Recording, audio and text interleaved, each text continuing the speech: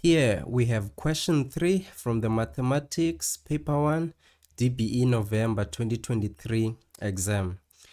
This is on geometric series, and in this video we will be tackling all of these questions. As usual, you won't only be getting the answers to these questions, but you will be learning and acquiring the techniques and tricks to solve problems like these ones.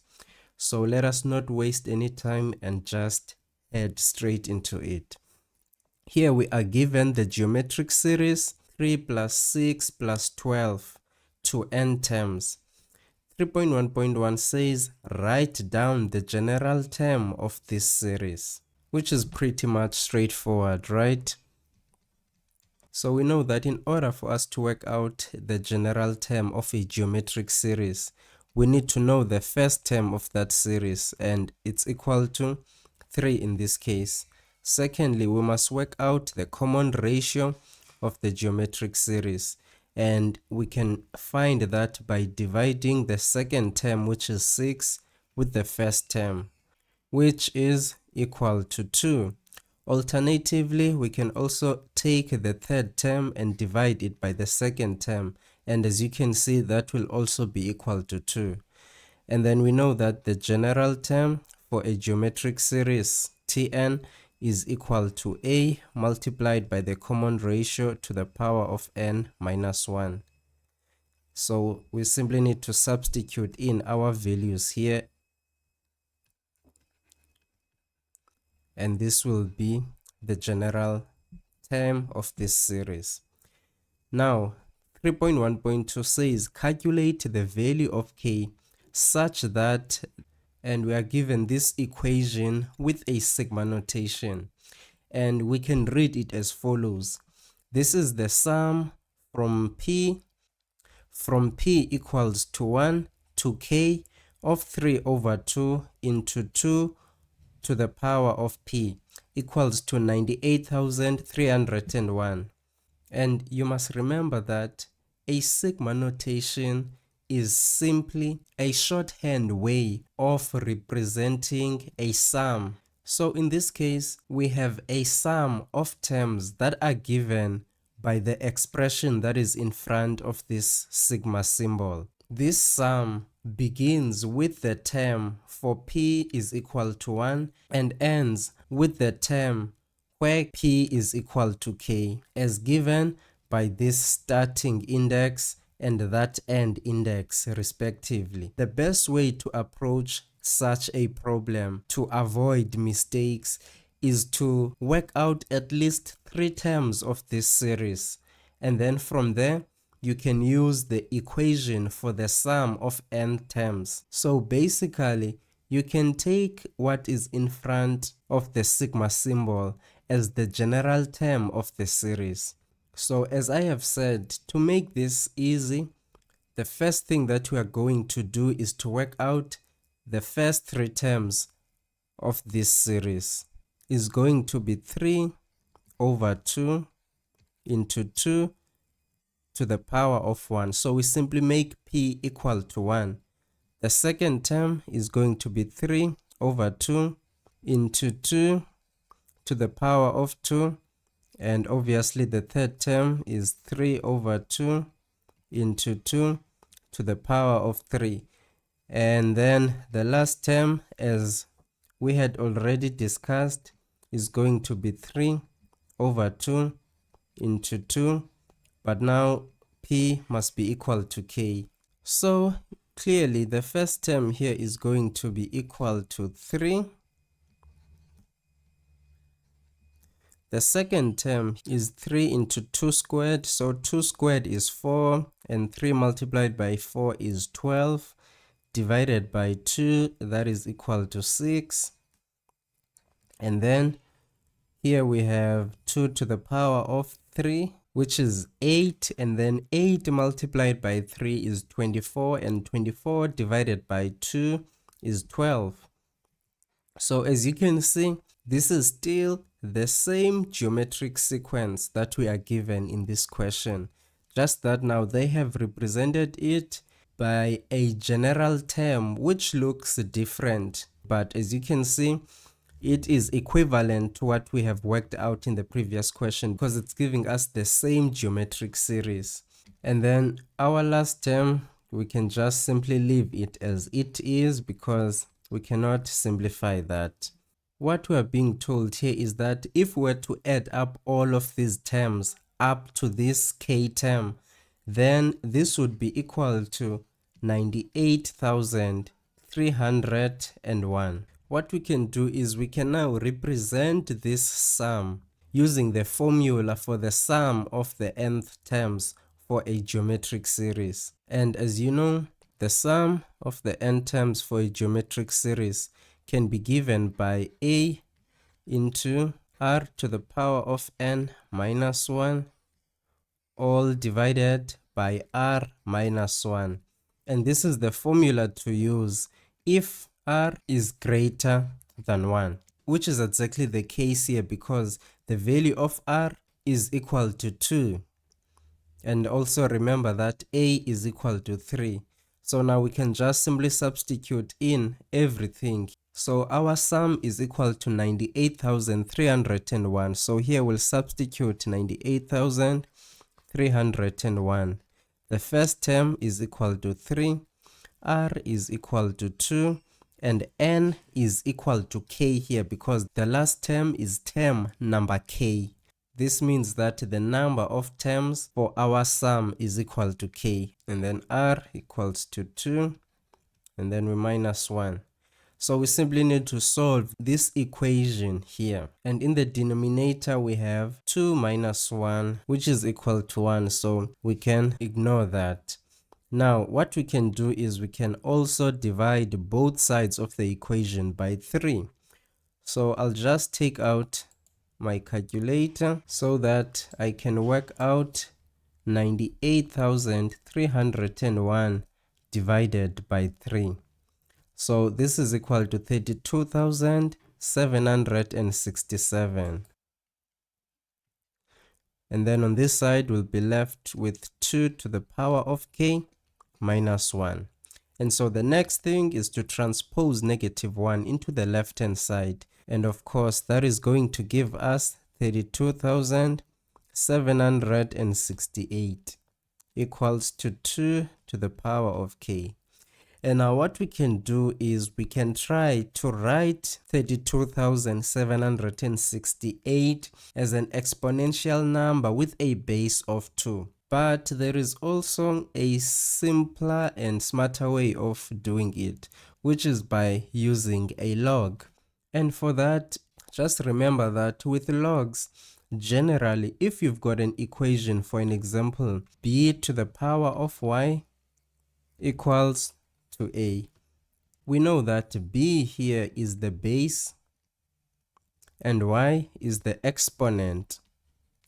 So we can write this exponential equation as a logarithm equation by making the exponent the subject of the formula, apply a log, and this log is going to have the same base as the exponential number, which is b in this case, and then a is just going to be the argument of the log. So we need to apply the exact same thing to this equation. So in this case, our exponent is k, so we'll have k equals to the log.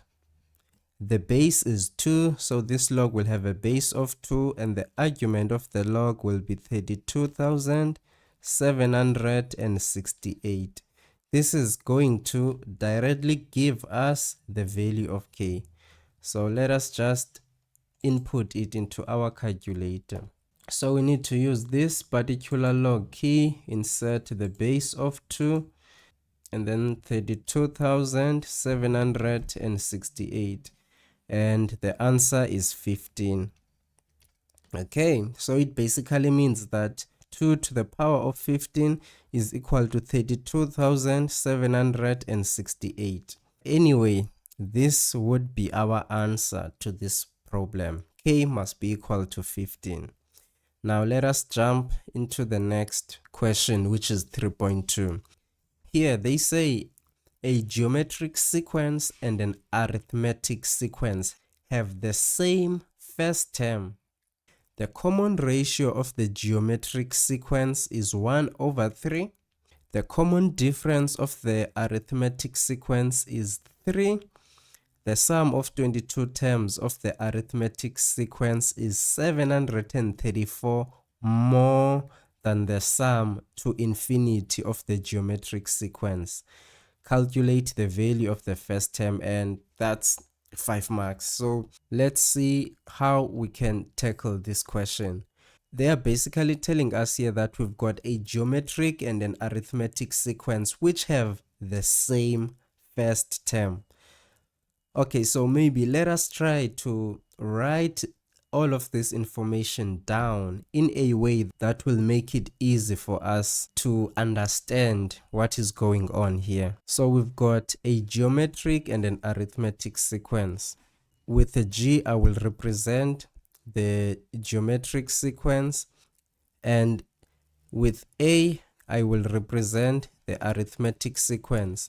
Both of these have got the same first term. So it means that T1 of the geometric sequence is the same as T1 of the arithmetic sequence. So let's say that this T1 is equal to A and this is also equal to A, to show that they are equal to each other. And now for the geometric sequence, they also told us that the common ratio is equal to 1/3. And then we are told that the common difference of the arithmetic sequence is equal to 3. Lastly, what they are telling us is that the sum of 22 terms of the arithmetic sequence is 734 more than the sum to infinity of the geometric sequence. So this means that if we consider the sum of the 22 terms of the arithmetic sequence and then we subtract 734, that will be equal to the sum to infinity for the geometric sequence. So this is for the geometric sequence and this is for the arithmetic sequence. And why is that? Why are we subtracting? Well, they have told us that the sum of the 22 terms of the arithmetic sequence are more than the sum to infinity of the geometric sequence, and that basically the difference between these two sums is 734. Alternatively, how you can interpret this is that if you take the sum to 22 of the arithmetic sequence and you subtract the sum to infinity of the geometric sequence, what you are going to get is 734, because the sum to 22 terms of the arithmetic sequence is 734 greater than the sum to infinity of the geometric sequence. So this one is greater than this one and the difference is 734. And of course, if you move this term to the right hand side and move this term to the left hand side, you are going to get this one. And I believe that this is the most critical part about this question, because if you are not able to translate this information into a correct equation, then you will not be able to proceed with this calculation, or else you'll just get an incorrect answer. But this is how you can think about it. And now the question is calculate the value of the first term. We are going to be able to do so from this equation that we have derived. For an arithmetic sequence, we know that the sum to n terms is equal to n over 2 into 2a plus into n minus 1 multiplied by d. Since we do not know the value of the last term for the arithmetic sequence, this is the equation to use, because obviously there is also another equation which is n over 2 into a plus l. But for this one, you need to know the value of the last term as well, which we do not know in this case. We are then going to subtract 734, and this will be equal to the sum to infinity. And the sum to infinity for a geometric series is given by a divided by 1 minus r. And remember that r must be greater than -1 but less than +1, as it is in this case because r is equal to 1/3. So now we simply need to substitute in all the values. So n is obviously going to be equal to 22.